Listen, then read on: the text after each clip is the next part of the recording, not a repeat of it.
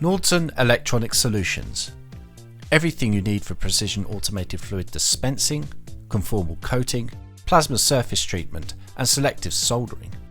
Our passion is helping customers take their processes further, faster, with best-in-class technologies, dedicated global sales and support teams, and unmatched applications expertise.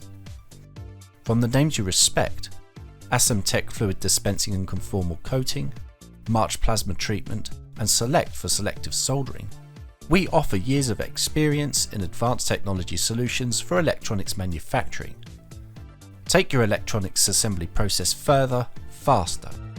Hi, this is Keith Bryant for Global SMT and Packaging at Apex 2022, and I'm here with Chris from Indium, and we're going to talk low temperature and high reliability solder pastes.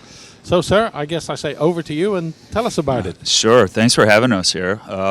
The big ticket items that we're promoting at the show and what the industry is all talking about nowadays is low temperature and high reliability, and the combination of both, right? So Durafuse LT really fits into that nice mix with low temperature in mind as well as high reliability, mostly on a drop shock performance standpoint.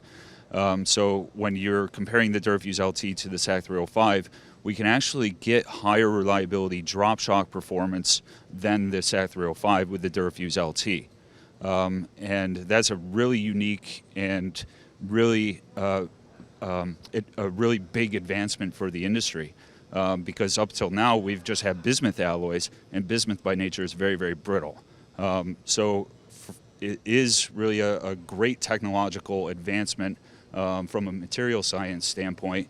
At Indium Corporation, we really believe that material science changes the world, and that's what we strive for. Okay, so how low is low in terms of temperature? Sure, so the Durafuse LT, we like to say the reflow temperatures are between 200 and 210 degrees C.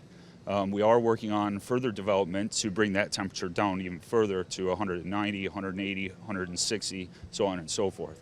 There's a lot of interest in ultra low temperature on the market as well, for wearable applications and other step soldering type applications. So it's important that we keep striving to go further down the line in temperature. Yeah. So at the bottom, I guess you're looking at low cost materials in flexibles and this kind of stuff that you need to solder. Absolutely, yeah. Absolutely. So and again, a lot of the wearable devices really need that drop shock reliability, and that's where Durafuse LT comes in.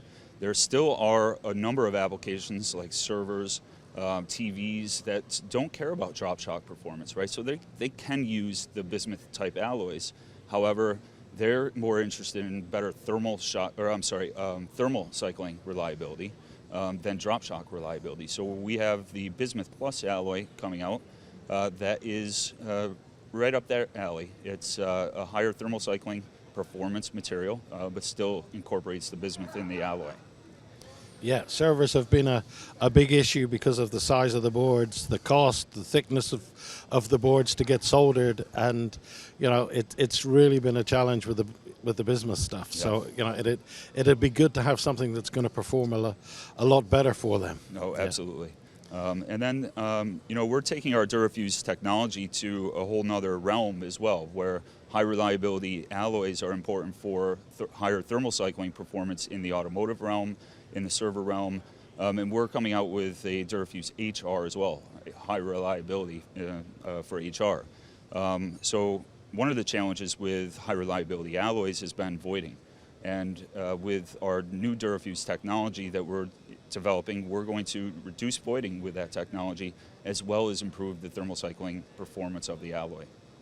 Yeah, I guess when you're talking about IGBTs and things, you really need the thermal performance because the components are going to be up through a heat sink, and what's moving let's say what's hopefully moving the heat from A to B is your solder, and if you've got 25% voiding, you've got 25% less heat you can shift, and then you've got dies cracking and all sorts of stuff, which is generally, unfortunately, what the industry is seeing in a lot of cases at the moment. And it's one of the big failure mechanisms that people are worrying about with not only electric vehicles but wind farms and all of this kind of stuff. So yeah, if you can have something that's reliable and reducing voiding, then you're ticking a lot of the boxes. Yeah, absolutely. And I think the other reliability thing that especially the EV market is interested in is SIR and ECM performance. The flux reliability, not just the alloy reliability. Yeah. You know, the 8.9 HF is a fantastic product for high reliability flux applications where it meets what we like to call enhanced SIR performance, going above and beyond the IPC J standard for BSIR, you know, longer times. So we're going from 168 hours to 1,000 hours, tighter spaced lines, and higher voltages in some cases. So each automotive company has kind of their own SIR and ECM testing standards that they want to meet. They're becoming more stringent, and the 8.9 HF seems to or does meet all of those enhanced type testing requirements. Yeah, it's scary for our industry because we're used to relatively low voltages on our boards, and then you go to electric vehicles, and that's gone straight out the window. Absolutely. And you know, we're seeing a lot of worry about conductive filaments, about a whole load of stuff, and you know, people are washing their boards, in some cases double washing and drying their boards, then then maybe plasma treating them, then conformally coating them, and you're adding a huge amount of extra cost into that board. Yeah. And if you can come up with a flux that works and does its job and then becomes inert afterwards, then yeah, you're coming up with a huge number of advantages. Yeah, and you really have to take into account all of the defects that are possible out there in the industry as well. So whether it's head and pillow performance or non-wet open performance from a warpage standpoint, or maybe it's just that the solder joints are cracking. You might have dendritic growth concerns, so that's where the SIR and ECM comes into play.